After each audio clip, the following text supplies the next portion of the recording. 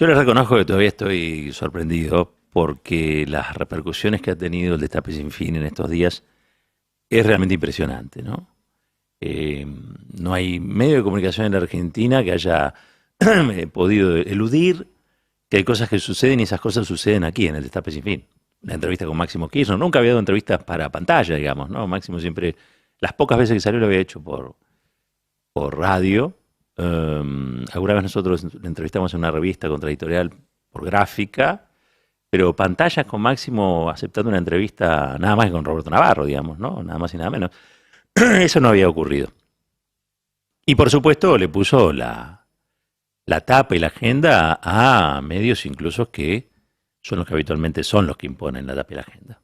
A mí me da mucho orgullo eh, con estar con David enfrentando a Goliat en esto. Y creo que también ayer la entrevista con Axel Kicillof, en un ratito va a empezar la entrevista también con el presidente Alberto Fernández. Pero lo de ayer con Axel Kicillof fue realmente para aplaudir en un momento. Vi a un Axel Kicillof muy parado sobre sí mismo, muy centrado, con muy claro las cosas para decir, y en un lugar donde le daban el espacio para poder desarrollarlo, um, que bueno, obviamente ahí entra la destreza del entrevistador, pero también el espacio, la comodidad, y hubo un pasaje, yo iba por la calle con Amado Vudú, les tengo que confesar, íbamos con Amado Vudú mientras le pedían selfie a Vudú y abrazos y besos y qué sé yo iba escuchando la entrevista. Y hubo un momento donde se me puso la piel de gallina.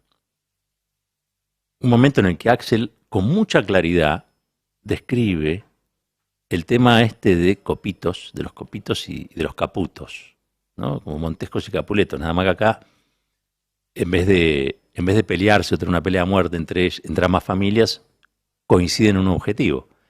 Y ese objetivo era uno. Axel da una explicación, o mejor dicho, enmarca el atentado de Cristina Fernández de Kirchner, con el que quisieron matar a Cristina Fernández de Kirchner, enmarca esa situación en un contexto, y fundamentalmente en un contexto económico y político. Pero hace hincapié en lo económico. Y me dejó sorprendido, digo, esto no lo escuché en ningún lugar, solamente en el Destape Sin Fin y solamente en esa posibilidad que surge de una entrevista donde los tiempos no corren con la urgencia o con el vértigo que propone la televisión, sino en esta plataforma que Roberto Navarro viene desarrollando con el apoyo y esto hay que destacarlo, de todas y todos, suscriptores, suscriptoras. Pero quiero que escuchen nuevamente un pasaje. Esto que vamos a hacer es una especie de curaduría de la entrevista, ¿no? Vamos a Después cuando tomar un encuentra pasaje ata y después lo vamos a estar comentando. Vamos a la hacer guillotina. eje en algo que dijo Axel Kicillof ayer en la entrevista con Navarro aquí en el Tape Sin Fin, y vamos a reflexionar sobre eso y lo vamos a comentar. Pero esto decía, así arrancaba Axel, ese pasaje que les dije, le puso la piel de gallina. Después cuando encuentra, ata el final con el principio y encuentra que el que hizo la guillotina cobró 13 millones de pesos de la familia del ministro de Economía de Macri. O sea, esa guillotina y esas antorchas la pagó Toto Caputo. Las pagó Toto Caputo. No pagó ni mesita de luz, ni estanterías, pagó guillotina y pagó antorchas.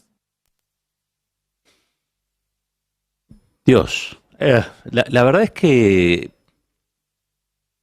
uno puede escuchar esto dicho por cualquier persona que opina con mayor o menor ligereza sobre los asuntos. Pero en este caso estaba hablando nada más y nada menos que el gobernador de la provincia más grande del país, alguien que no se destaca precisamente por ser alguien que ignora que sus palabras van a tener un peso específico y que ese peso eh, va a impactar de algún modo en la escena política, en la opinión pública. Pero creo que hasta entonces nadie lo había dicho con tanta claridad. Nadie lo había dicho con tanta claridad. Él también ahí hace una reconstrucción. Dice, todo esto empieza en mayo, sigue, pero en mayo se da también la corrida cambiaria, en mayo se da también que hay sectores, entre ellos sectores del PRO, que plantean que el gobierno, cuando ellos lleguen al gobierno, no van a pagar la deuda en pesos generada por el actual gobierno, que en los hechos es desestabilizante. Recuerda Axel que estaban preparando también una convención, una asamblea legislativa para reemplazar al presidente. Claro, son todas cosas que pasan y que parece que no tuviesen algún tipo de orgánica común, ¿no? Que una cosa aparece por un lado, otra ocurre por otro lado y otra ocurre más allá. Y Axel lo que hizo ayer en su narración fue poner el intento de magnicidio al centro de un montón de cosas que estaban pasando en simultáneos durante un periodo muy corto donde sufrimos muchísima turbulencia y que terminan con la renuncia de Guzmán, que fue otro saquetazo al salario y también una mayor turbulencia, ¿no? La pregunta es, ¿querían tumbar un gobierno? ¿Querían tumbar un gobierno y además matar a Cristina? ¿Es asociable una cosa con la otra? Pero si yo tengo que pensar en hundir a este gobierno y en hundir a la economía y en generar un estrépito social, quizá entiendo por qué quisieron atentar contra Cristina. ¿Qué es Cristina para estos grupos? Y yo creo que Cristina es un estorbo, que es precisamente lo que hace que sea la esperanza de muchos y muchas, pero que es un estorbo, centralmente es un estorbo. Para estos grupos de poder, es un estorbo. Y ahí estuvo muy elogioso con Sergio Massa, Axel, poniendo distancia ideológica, cosa que es más o menos obvia, digamos, no vienen de la misma escuela económica, vamos a decirlo así, pero le reconoció que ante esa circunstancia no tenía mucho más que ordenar y calmar y tranquilizar, digamos, las variables, fundamentalmente consiguiendo dólares. Es un poco también lo que reconoció Máximo Kirchner en la entrevista del lunes.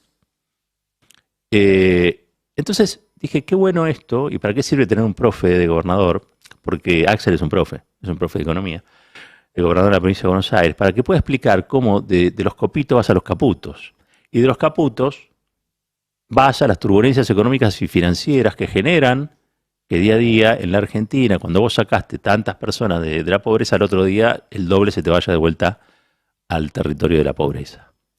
Porque como sabemos, la pobreza y la riqueza no son características naturales, meteorológicas, inmodificables, inmutables, no son piedras. Son creaciones humanas, la pobreza y la riqueza. Y en ese caso, también la estabilidad o la inestabilidad política y económica es generada por las personas. Estamos en manos, yo diría, una gran mayoría, de muy poquitos, que son los dueños del poder y del dinero. Porque al fin de cuentas, de copitos, de caputos, siempre llegamos al mismo lugar. Y ese mismo lugar queda muy cerca de donde vive un expresidente, queda muy cerca de donde vive una exministra, que actual presidenta de un partido, que son a su vez los que más reacios fueron a condenar. En el caso de Macri lo hizo a su modo, en el caso de Patricia Burrich, ustedes saben, todavía no condenó el atentado contra Cristina Kirchner, como tampoco lo hizo Milei. Y uno ve las ramificaciones que tienen a su vez estos personajes con esos grupos de poder, que estarían muy contentos si Cristina Fernández de Kirchner no jugara más en la escena política del país, dejará de hacerlo, porque están convencidos de que las personas son las que hacen muchas veces la diferencia. Yo creo lo mismo, salvo cuando se trata de procesos políticos, sociales, económicos. Es decir, cuando hay un salto en la historia, las personas juegan un papel, pero también es cierto que el papel se lo hacen jugar los pueblos. De todos modos están obsesionados. Creen que el problema es Cristina Kirchner. Esa obsesión a veces tiene características maniáticas. Eso lo vemos en el Nelson, que está todo el día con mala, mala, mala. En el resto que se llenan la boca cotidianamente, jornada tras jornada, tratando de ensuciar al kirchnerismo, al peronismo. Para los que de algún modo aún las diferencias creemos en el Estado de Derecho y que ese Estado de Derecho depende no solamente de nosotros, sino de otros que no piensen tan parecido o no piensen igual, pero que es la cancha en la que queremos jugar, que es la cancha de la legalidad democrática, es la cancha de la inclusión. Me parece que es clave entender que esto que ha ocurrido ha sido una de las cosas más graves, que no ha ocurrido porque hay un grupo de loquitos sueltos por ahí que están tratando de hacernos la vida imposible, porque no pueden controlar su propia vida, sino que en realidad obedece a cuestiones que escapan a las cuestiones vinculadas a los padecimientos mentales. Esto tiene que ver con una discusión económica, con una discusión política y con una discusión de poder. Y me parece que ayer Axel, en su intervención, lo explicó muy bien. De los copitos a los caputos. Y no nos olvidemos que fue Luis Caputo, el Messi de las finanzas, el que hizo lo imposible para que Argentina tuviera un gobierno que le pagara a los fondos buitres. Cuando consiguió que ese gobierno existiera, lo nombraron secretario de Finanzas y fue el que le pagó a los fondos buitres. Es decir, había un objetivo y el objetivo estuvo cumplido.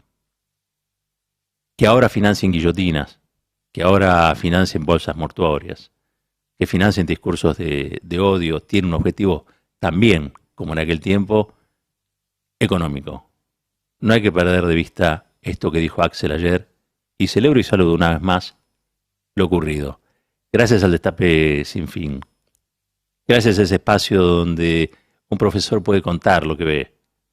Gracias por sacarnos de la oscuridad que nos propone la comunicación económica. Muy orgullosos estamos de estar aquí junto a David enfrentando a Goliat. Lo que se tenía que decir se dijo. Roberto Caballero y su editorial. A buen caballero, buen entendedor.